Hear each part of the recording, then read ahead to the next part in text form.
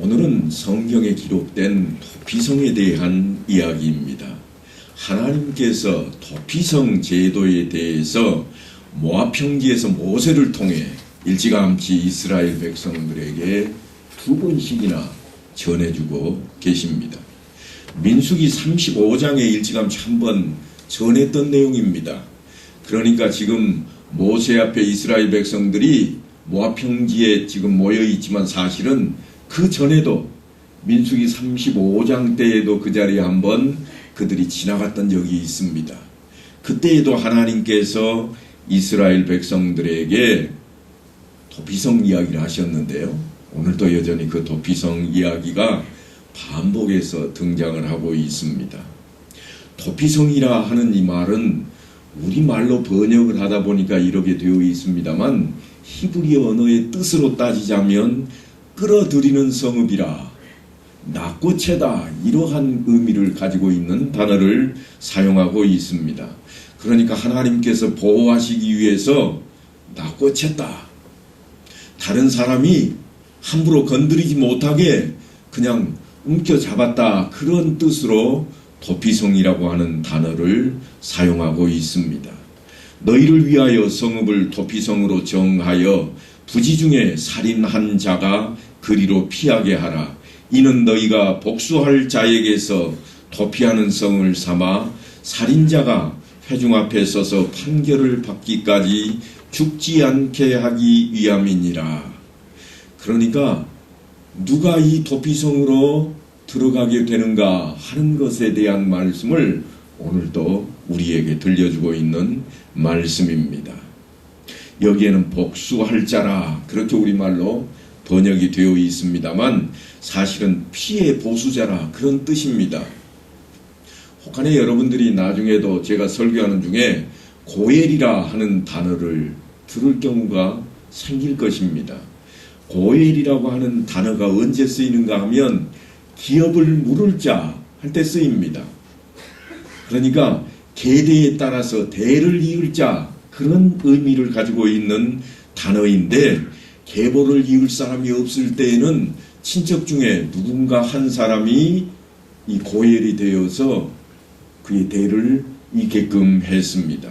물론 대를 이을 때에는 그 사람이 가지고 있던 재산도 그에게 이어지겠습니다만, 오늘 복수에 대한 이야기가 나오는 이 자리에서는 피해 복수를 하는 그 책임마저도 그에게 돌아갑니다. 그래서 피해 보수자라 하는 단어로 고엘을 사용을 하고 있습니다. 그러니까 계보를 따라서 책임져 줄 자, 그런 의미로 사용을 하고 있는 것입니다. 부지중이라 하는 이 말은 또한 무슨 말인가 하면 고의성이 없이 우연히 일어난 사건을 부지중이라 그럽니다. 또 어떤 이야기를 하는가 하면 생각할 겨를도 없이 갑작스럽게 행동이 일어나는 경우를 부지중이라 하는 말로 사용을 합니다. 뿐만 아니라 단순한 사고, 부주의로 인해서 생겨난 사고도 부지중이라고 하는 단어 속에 포함이 되어 있습니다. 틀림없이 율법에는 살인한 자는 반드시 죽이라, 그렇게 되어 있는데 오늘 도피성이라고 하는 단어는 죽이지 못하게 하는 그러한 건으로 우리 앞에 내놓고 있는 내용입니다. 도피성은 바로 이러한 자들이 생명을 보호받을 수 있도록 만들어 놓은 겁니다. 다시 말씀드리면 부지 중에 사람을 죽게 한 일, 사고로 인해서 갑자기 사람을 죽게 만들었던 그러한 사람은 하나님께서 보호하시겠다, 그런 차원으로 만들어 놓은 것이 오늘 등장하고 있는 다름 아닌 도피성입니다. 하지만 고의적으로 사람을 죽인 사람에 대해서는 아무리 도피성으로 도망쳐 들어갔을지라도 그를 찾아내서 죽게 만드는 법이 율법입니다. 만일 어떤 사람이 그의 이웃을 미워하여 엎드려 그를 기다리다가 일어나 상처를 입혀 죽게 하고 이 한 성읍으로 도피하면 그 본 성읍 장로들이 사람을 보내어 그를 거기서 잡아다가 보복자의 손에 넘겨 죽이게 할 것이라. 그러니까 일반적으로 살인한 사람이 도피성으로 도망쳐 들어간다고 사는 게 아닙니다. 모세가 출애굽한 이스라엘 백성들을 이끌고 이제 요단 동편 땅을 다 정복을 했습니다. 그리고 다시금 모압 평지에 진을 치고 그 자리에서 이제 모세는 마지막 고별적인 설교를 하고 있는데 그 내용 가운데 도피성 이야기가 다시금 증거되고 있습니다. 그곳에서 하나님의 말씀을 따라 그들이 들어가서 차지할 가나안 땅의 경계를 정합니다. 그리고 각 지파의 대표들을 뽑아서 그들이 정착할 땅을 분배하는 일도 이 자리에서 행합니다. 아무도 그 땅에 가보지 않았습니다. 물론 정탐꾼들이 일찌감치 가데스 바네아에서 그 땅에 30일 동안 돌아다니면서 훑어보고 어느 성읍이 어떻고 어느 성읍이 또한 어느 땅이 어떻게 생겼더라 하는 이야기를 보고를 받았지만 그러나 세세하게 알지 못하고 있습니다. 그런데 모세 앞에 각 지파의 수령들이 모아서 제비를 뽑습니다. 나는 중부 지역 이 지역, 또 누구는 저 위에, 그리고 저 사람은 예루살렘 성읍 지역을, 헤브론 땅을, 이런 식으로 다 하나씩 움켜쥐게 된다고 하는 것입니다. 하지만 레위 지파에게는 땅을 분배하지를 않았습니다. 그런데 하나님께서 놀랍게도 그들에게 땅을 분배하지는 않았지만 성읍들을 허락하십니다. 각기 지파마다 땅을 분배받은 그곳에 있는 성읍들을 48개를 취해서 레위 지파에게 주도록 했습니다. 전에도 말씀을 드렸습니다만 레위 지파에게는 책임이 있습니다. 하나님의 말씀을 백성들에게 가르치고 그들이 어떻게 살아가야 할 것인가, 그것을 인도할 책임이 있습니다. 그들은 각 지파의 각 가정의 장자를 대신해서 세워진 인물들입니다. 장자를 대신해서 레위인 한 사람마다 다 세워졌고 모자란 사람에 대해서는 속전까지 내어서 그들을 대표자로 세워놓았습니다. 그러니까 그들이 각 장자와 동일한 책무를 띠고 있는 겁니다. 그 지파에 대해서 이끌어 나갈 책임이 있습니다. 그래서 중심이 되는 성읍을 그들에게 허락했고 그 성읍의 밖으로 적어도 1km까지는 그들에게 허락해서 그들이 가지고 있는 짐승을 먹일 수 있는 목초지로 사용할 수 있도록까지 해주는 것이 그들에게 주어진 놀라운 특혜였습니다. 그런데 그들에게 주어진 성읍 가운데 너희가 줄 성읍 중에 6을 도피성이 되게 하되 세 성읍은 요단 이쪽에 두고 세 성읍은 가나안 땅에 두어 도피성이 되게 하라 그럽니다. 이 말씀은 뭔가 하면 부지 중에 살인한 자가 혹시라도 복수자에게 붙잡혀 죽을까봐 재빨리 도망할 수 있도록 성읍을 중간중간에 하나씩 설치를 해 놓았습니다. 그래서 가나안 땅 서쪽에도 세 성읍을 만들어 놓고 동쪽 땅에도 세 성읍을 만들어 놓은 것입니다. 이처럼 민수기 마지막에 뜬금없이 등장했던 이 도피성 이야기는 인생을 긍휼하게 여기시는 하나님의 그 마음을 잘 표현해 놓고 있는 모습이라고 말할 수 있을 것입니다. 이 6 성읍은 이스라엘 자손과 타국인과 이스라엘 중에 거류하는 자의 도피성이 되리니 부지 중에 살인한 모든 자가 그리로 도피할 수 있으리라. 그리고 그 이야기가 오늘 신명기 본문에 다시 한 번 더 등장하고 있습니다. 새 성읍을 너를 위하여 구별하라. 그렇게 이어지는데 오늘 본문의 내용을 보면 이렇게 말씀을 전합니다. 내 하나님 여호와께서 내 조상들에게 맹세하신 대로 내 지경을 넓혀 내 조상들에게 주리라고 말씀하신 땅을 다 내게 주실 때에 또 너희가 오늘 내가 너희에게 명하는 이 모든 명령을 지켜 행하여 내 하나님 여호와를 사랑하고 항상 그의 길로 행할 때에는 이셋 외에 새 성읍을 더하여 내 하나님 여호와께서 내 기업으로 주시는 땅에서 무죄한 피를 흘리지 말라. 이같이 하면 그의 피가 내게로 돌아가지 아니하리라. 누가 이야기하고 있는가 하면 모세가 이스라엘 백성들을 모아놓고 이야기하고 있습니다. 그러니까 지금 도피성에 대한 이야기를 하고 있지만 이 도피성에 대한 실행은 아직까지 진행되지 않습니다. 왜냐하면 너희가 그 땅을 차지한 때에 라고 이야기하고 있고, 땅을 분배 다 하고 그 성읍들을 레위인들에게 주고 난 이후에 6개의 성읍은 다 도피성으로 정해서 부지 중에 살인한 자가 도망갈 수 있게 하라. 그렇게 하나님께서 모세를 통해서 명령하고 있습니다. 그러니까 사실 여호와의 때에, 여호수아 때에 이르러서 그때에 비로소 아주 구체적으로 적용이 될 그러한 이야기들입니다. 하나님께서 여호수아에게 나중에 이렇게 명령하십니다. 이스라엘 자손에게 말하여 이르기를 내가 모세를 통하여 너희에게 말한 도피성들을 너희를 위해 정하여 부지 중에 실수로 사람을 죽인 자를 그리로 도망가게 하라. 이는 너희를 위해 피의 보복차를 피할 곳이니라. 그렇게 모세를 통해서 가르쳐 놓으시고 처음으로 인지하게 되었던, 알게 되었던, 지식으로 쌓게 되었던 그것을 언제 실천하게 되는가? 도피성에 대한 제도는 사실 여호수아 때 실천을 하게 되는 것입니다. 그러니까 말씀은 항상 우리가 귀하게 여겨야 됩니다. 성경의 말씀이 이렇게 되었는데 아직 때가 아니라, 그럴 수 있습니다. 그런 차원의 말씀들이 많이 성경에 기록이 됩니다. 우리가 흔히 말씀으로 나누고 있는 묵시록이라고 하는 이러한 말씀들은 기록이 되어 있지만 아직 진행되지 아니한 것들도 있습니다.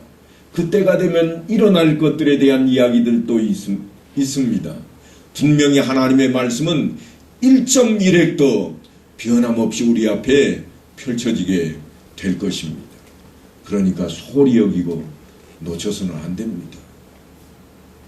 아직은 때도 아닌데 그렇게 여기시면 안 됩니다.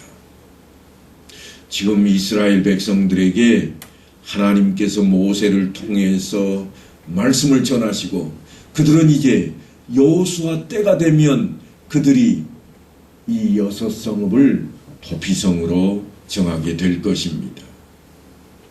그래서 그들이 도피성으로 정하게 된 그 성읍들은 여호수아 때에 이렇게 구별이 됩니다.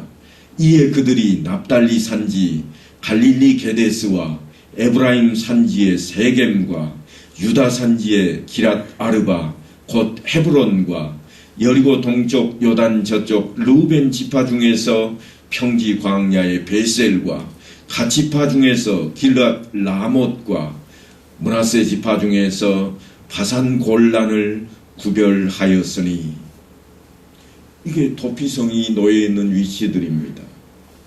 나중에 성경 공부를 하시다가 이제 지도를 펼쳐놓고 보시면 아시겠습니다만, 이스라엘 땅을 딱 펼쳐놓고 보면 아주 찾아가기 쉽도록 중간중간에 그것도 큰 성읍들을 도피성으로 정해 놓았습니다.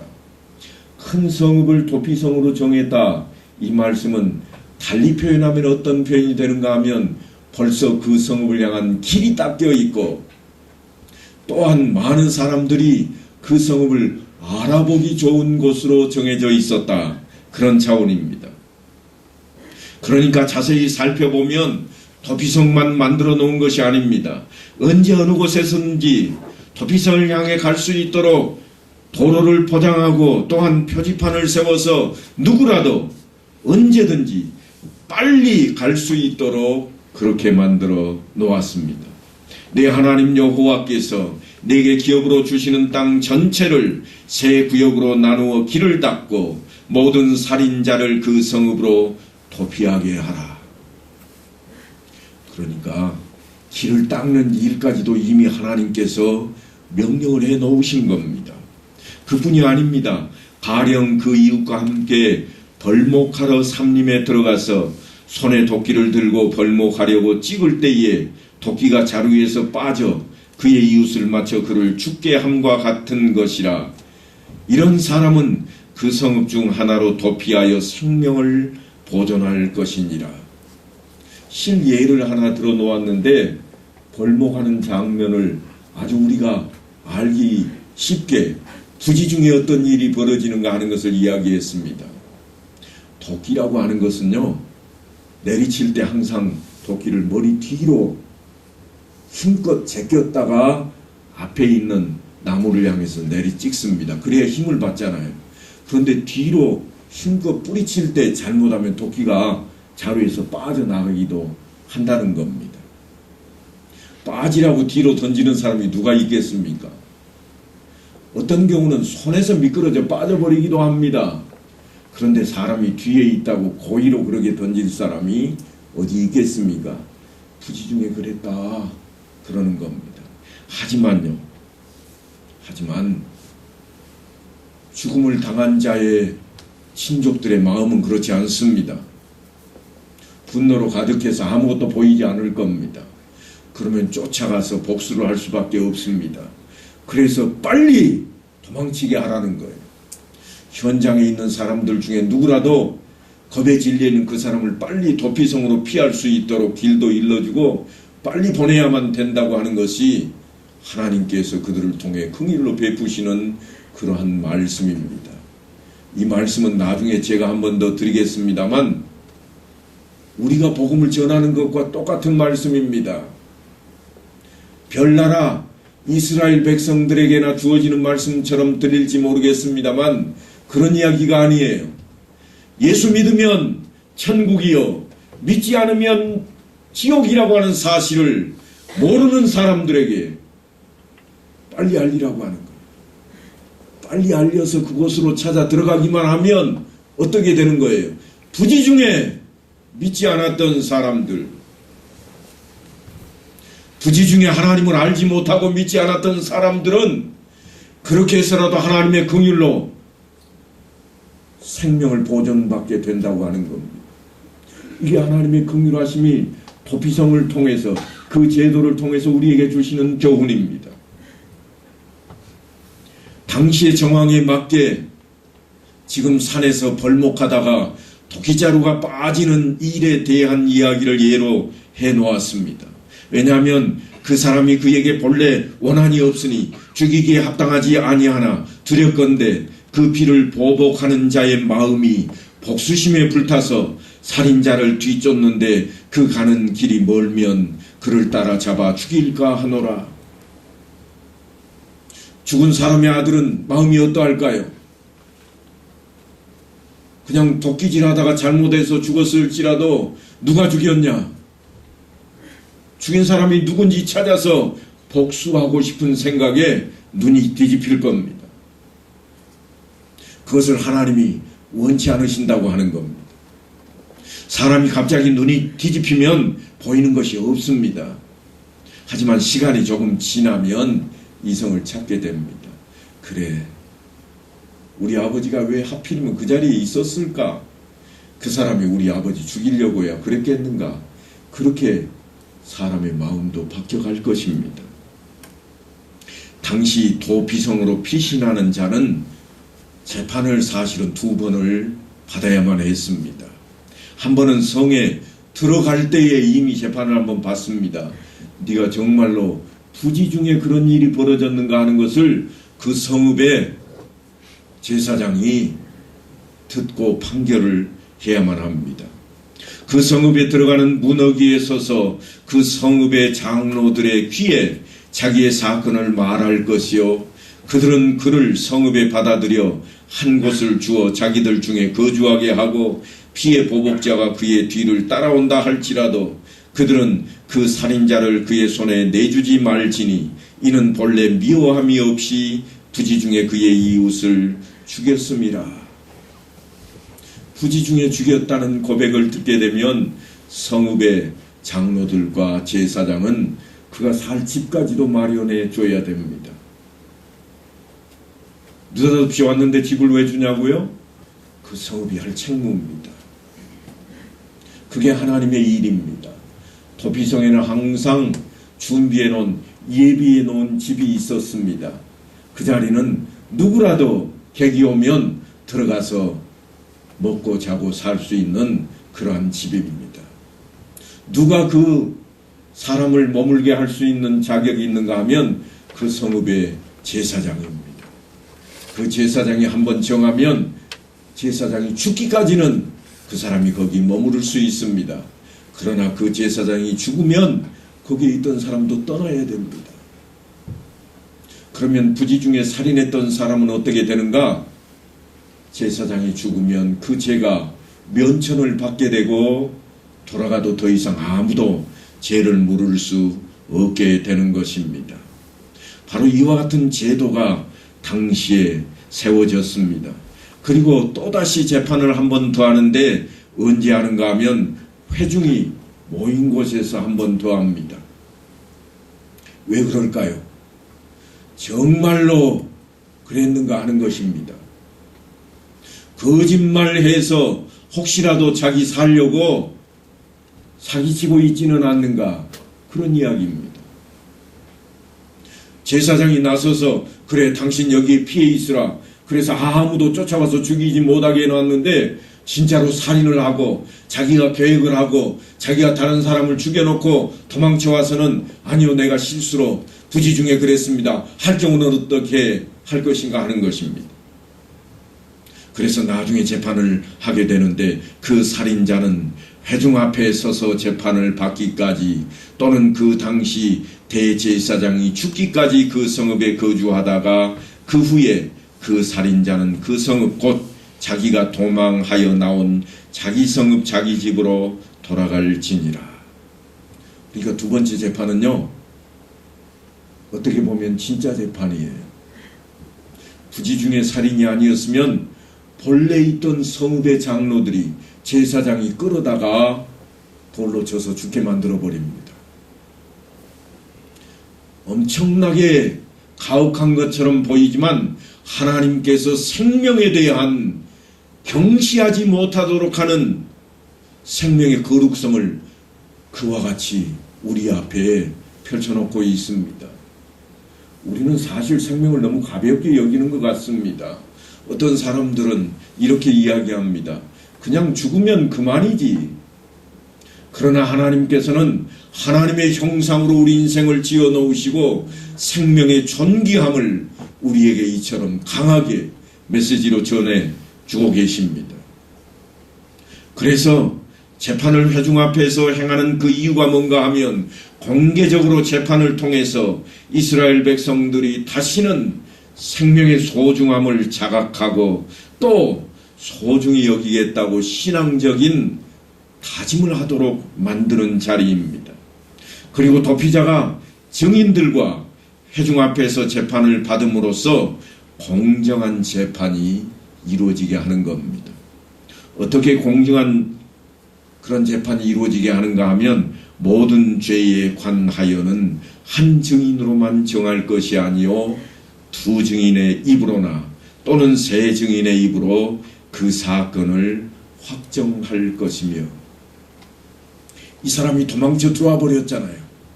도망쳐 들어왔는데 이 도피성 안에 있는 사람은 아무도 그 증거를 모릅니다.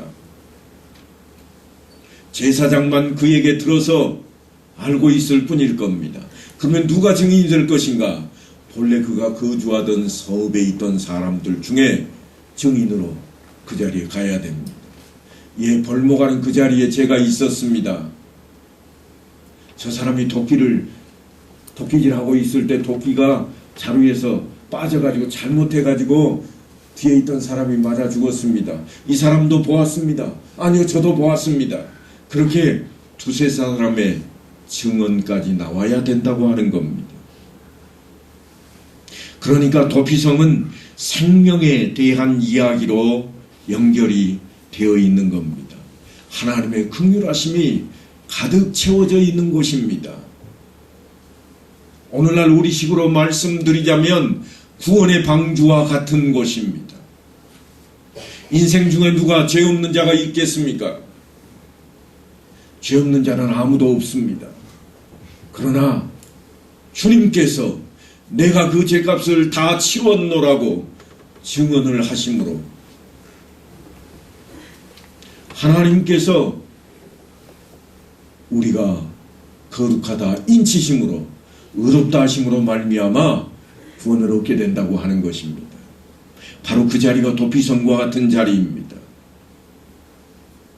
아담과 하와의 죄로 인해서 인간은 누구라도 형벌을 받아 마땅한 그 자리에 있습니다.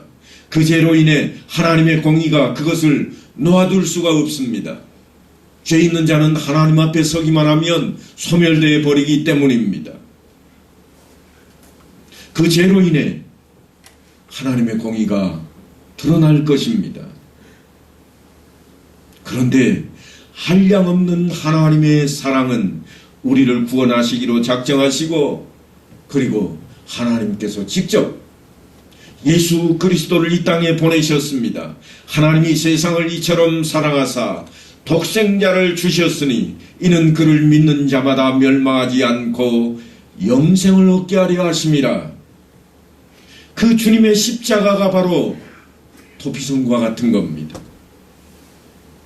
오늘은 그런 차원에서 도피성 이야기를 좀 살펴보려고 합니다. 우리는 하나님 앞에 떳떳하게 신앙생활을 하지 못했다고 여길 때가 너무나도 많이 있습니다. 그때마다 우리는 회개하고 하나님 앞에 자복하는 자리로 나갑니다. 하나님 아버지 잘못했나이다. 용서해 주옵소서.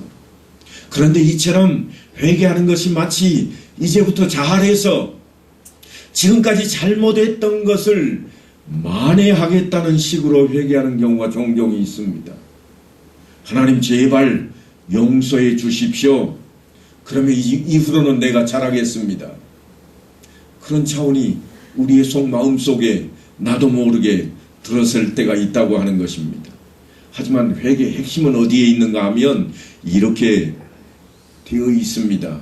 내가 나를 의지하고 내 힘으로 하려고 했던 것이 잘못되었습니다. 그러니 하나님, 이제 이후로는 내가 오직 하나님만 의지하겠습니다. 하나님께서 도와주옵소서. 이게 회개입니다. 이걸 잊지 말아야 됩니다. 하나님 용서해 주십시오. 내가 다시는 그렇게 하지 않겠나이다. 이게 회개가 아니에요. 착각하시면 안 됩니다. 그저 잘못한 것을 놓아두고 뒤돌아서면 회개라고 그러니까 그저 잘못했습니다. 이후로는 내가 잘할게요. 그게 아니라 실제 회개의 그 원리는 어디에 있는가 하면 지금까지는 내가 하고 싶은 대로 좀 했습니다. 내가 하면 될 줄 알았습니다. 그런데 하나님 용서해 주십시오. 이후로는 내가 오직 하나님만 믿고 하나님만 의지하랍니다. 결코 지금까지는 잘못했지만 이제 이후로는 잘해서 그동안 못한 것을 다 만회하겠다고 결심하는 것을 그렇게 주장하는 것을 회개라고 할 수 없습니다. 겸손해 보이지만 그렇지 못합니다. 그래서 성경은 그 부분을 굉장히 강조하고 있습니다. 우리는 흔히 겸손이라고 하는 용어를 양보하고 겸양하는 정도로 생각을 해버립니다. 내게 자랑할 것이 있는데 자랑하지 않는 것을 겸손이라 생각을 합니다. 뽐낼 것이 있는데 뽐내지 않고 있는 것을 겸손이라고 착각해버립니다. 하지만 그것은 잘 포장된 교만일 뿐입니다. 성경은 우리에게 매사에 나를 의지하고 나로부터 출발할 것이 있다고 자신을 갖는 것을 교만이라고 그렇게 설명하고 있습니다. 내가 할 수 있다. 아니 나는 그 정도는 할 수 있어. 그거는 그저 하나님 앞에 교만일 뿐입니다. 설령 할 수 있을지라도 그것은 자기의 자랑거리가 되어버리기 때문입니다. 그래서 나로부터 만들어내거나 자신할 것이 아무것도 없다고 하는 것을 고백하는, 그래서 전적으로 주님만 붙들고 주님 앞에 엎드리는 것이 겸손이라고 하는 겁니다. 내가 만들어낼 수 없습니다. 오직 주님의 십자가만이 우리의 도피성이 될 뿐이라고 고백하는 자리로 가는 것이 우리의 겸손이요 또한 그것이 우리의 회개입니다. 그것이 회개입니다. 그것을 놓쳐버리니까 늘 우리 눈에 보이는 것이 그저 이것은 옳고 저것은 그르다. 그렇게 판결하려고 하는 것만입니다. 아담과 하와가 왜 선악을 알게 하는 그 과실의 열매를 따먹었을까요? 그들이 하나님을 배신하려고 그랬을까요? 아니요, 그들은 한 번도 하나님을 배신하고 싶은 생각이 없었습니다. 하나님을 배반하고자 그런 일을 벌인 게 아니에요. 더 선해지려고 했습니다. 선악을 알면 더 잘할 수 있을 것이라 생각했습니다. 그러다가 그 교만으로 인해 하나님을 떠나버리게 되는 겁니다. 그러니까 우리가 회개하는 것은 우리의 죄를 하나님 앞에 드러내놓는 자리입니다. 구약 성경에서는 끊임없이 제사 제도를 통해서 우리가 하나님을 만날 수 있는 길은 하나님 앞에 대속제물을 바치고 용서하는 자리에 있다. 그렇게 외쳤다면 신약시대에 접어들면서 우리에게는 예수 그리스도께서 그 대속제물이 되셨으니 이제 우리는 그 주님을 만나고 주님의 이름으로 고백할 때에, 주님을 의지할 때에 바로 그 자리에 들어갈 수 있다고 하는 것입니다. 그 사실이 회개의 자리요 또한 구원의 자리입니다. 그 자리에 서야만 다른 것이 눈에 들어옵니다. 그 자리에 서지 않으면 우리가 아무리 사랑을 외쳐도 계산을 할 수밖에 없습니다. 그래, 너보다는 내가 좀 더 나아. 그 자리에 서지 않으면 용서를 할 수가 없습니다. 내 눈에 흙이 들어가기 전에는 안 돼.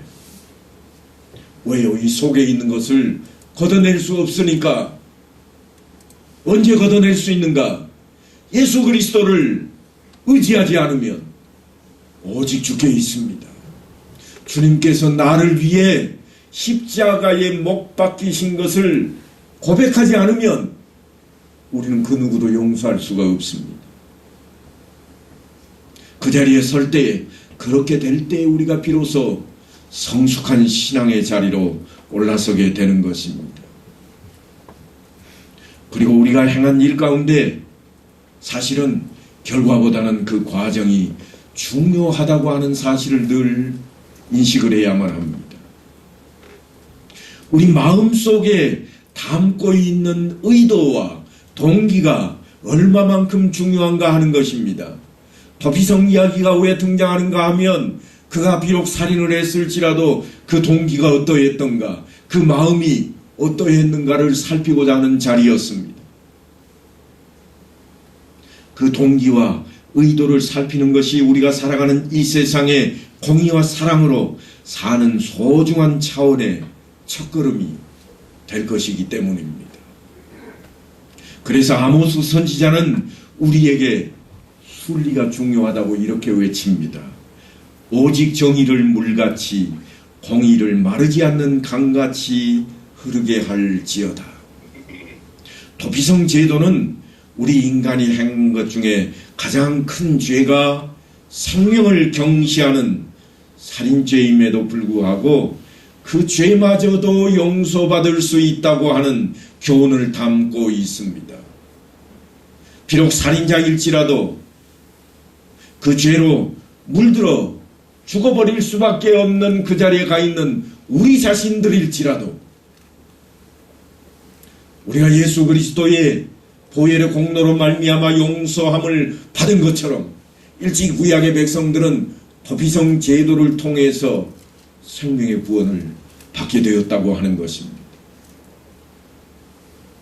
그렇게 용서를 받았다면 당시에 도피성을 통해 생명을 연장한 자뿐 아니라 오늘날 예수 그리스도를 믿고 그로 말미암아 새 생명을 얻게 된 우리가 어떠해야 할 것인가?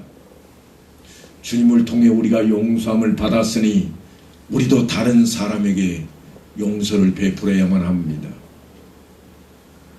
이 정도는 용서할 수 없다고 우리는 선을 그을 수가 없습니다. 왜냐하면 우리 생명이 그 용서로부터 왔기 때문입니다. 하나님께서는 용서에 대한 이야기를 우리에게 제자를 통해서 이렇게 전해 주십니다. 베드로가 그 문제를 가지고 주님께 이런 질문을 했습니다. 주여, 형제가 내게 죄를 범하면 몇 번이나 용서해 주리이까? 7번까지 하리이까? 7번이 적은 것 같지만 당시에 7번이다 이 말은 가득 채워진 모든 수의 종점입니다. 우리야 10진수를 사용하니까 10개가 끝이겠지만 그 사람들은 7개가 당시에는 끝이었습니다. 끝까지 용서해 주면 되겠습니까? 그런 질문입니다. 그런데 주님께서 뭐라고 답변을 하시는가 하면 이렇게 답변을 하십니다. 내게 이르노니 7번뿐만 아니라 7번을 70번까지라도 할지니라. 70번은 7개 10번이잖아요. 무한대라는 뜻입니다. 헤아리지 말라, 생각도 하지 말라는 말이에요. 내가 끝까지 할까요? 아니, 생각도 하지 말고 해라. 따져볼 필요도 없다. 7번 했는가 따져볼 필요가 전혀 없다는 거예요. 용서는 모든 일의 해결 방안입니다. 모든 문제의 근본적인 대안입니다. 따라서 먼저 믿는 우리가 도피성의 역할을 이 땅에서 해내야 된다고 하는 겁니다. 이스라엘 백성들이 도피성을 젖과 꿀이 흐르는 땅에서 시천에 옮겼다면 우리가 이 땅에 살면서 그 도피성에 해당하는 그 일들을 행해내야만 합니다. 우리는 그리스도의 마음을 품고 있기 때문에 그렇습니다. 사도 바울은 우리에게 너희 마음에 이 마음을 품으라. 곧 그리스도 예수의 마음이라. 그렇게 권고합니다. 그리스도인들은 죄에서 용서함을 받은 사람들이니 그 용서할 수 있는 근거가 우리 마음속에 있어야 됩니다. 그것이 그리스도의 마음으로 내 안에 자리 잡고 있는 것입니다. 우리 속을 깨달아야 우리가 펼칠 수 있지 않겠습니까? 이 안에 예수 그리스도께서 계신 것을 깨닫지 못하면 우리는 그 자리에 설 수가 없습니다. 젖과 꿀이 흐르는 땅은 도피성이 있기에 그렇게 희망이 있었습니다. 우리가 살고 있는 이 땅도 우리 주 예수 그리스도께서 도피성이 되셔서 있기에 희망이 있습니다. 위로가 있습니다. 피할 곳이 있다고 하는 것은 우리에게 커다란 위로입니다. 이제 하나님께서 손인수 도피성이 되셔서 우리 안에 계시게 되셨으니 이제 우리는 소망의 끈을 놓지 말고 이 땅의 많은 사람들에게 그것을 전해야만 되겠습니다. 어떻게 하면 그렇게 할 수 있을까요? 우리 힘으로 하라는 게 아닙니다. 오직 하나님을 의지하라고 그랬잖아요. 사람으로서는 할 수 없으나 하나님으로서는 다 하실 수 있느니라. 오늘 도피성의 이야기를 통해서 그 안에 담겨진 의미를 깨닫고 주님의 마음을 품고 그렇게 나아가서 이 한 주간도 승리하는 여러분 되시기를 간절히 축원합니다.